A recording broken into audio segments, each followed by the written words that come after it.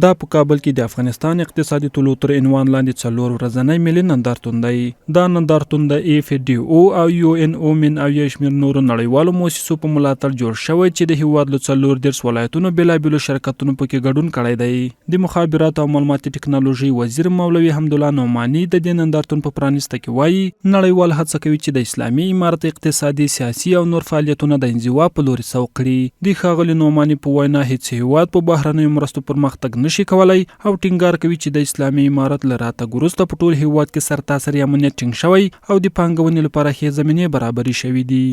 موږ ته پکار ده چې ناامیده نشو، که څه هم دنیا نړیوال یا خصوصا زموږ دښمنان د هغوی هغه اعظمي کوښښ دا ده چې د افغانستان اسلامي امارت او د دوی سره تړلي سکتورونه که هغه د اقتصاد په برخه کې دي، که هغه د کار په برخه کې دي، که هغه د ابتکار په برخه کې دي، که هغه په سیاسي مسایلو کې دي، که هغه په اقتصادي مسایلو کې دي، د انزوا خواته یې واړوي.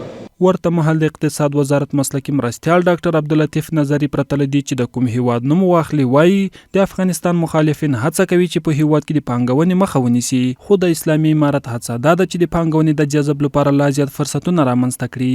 نوموړی زیاتوي افغانستان د مهال د منځنۍ اسیا له هیوادونو سره د پام وړ ښې سوداګریزې اړیکې لري.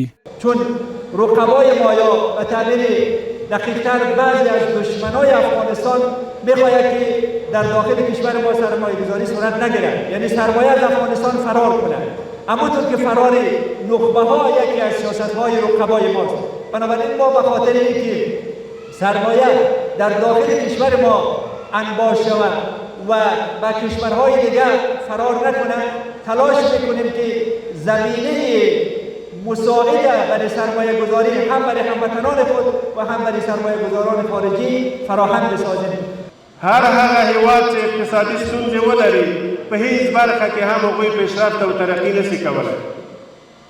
انشاء الله العزیز چې اسلامي امارت په اقتصادي برخه کې خپلو ملي تاجرانو ته ښې زمینې مساعدې کړي دي. هر مسؤل په خپله برخه کې د خپلو تاجرانو تر شا ولاړ ده. له بل لوري د نندارتون ګډونوال د دا ډول نندارتونو پرانیستل د کورنیو تولیداتو د پیژندنې او ملاتړ لپاره مهم بولي. دوی دغه راز له اسلامي امارت غواړي چې د کوچنیو کاروبارونو ملاتړ وکړي څو د هیواد داخلي تولیدات زیات شي. د دې نندارتونو د اقتصادي رشد او د خدماتو د پیژندنې او پیژندګلوۍ لپاره ډیر زیات اهمیت لري.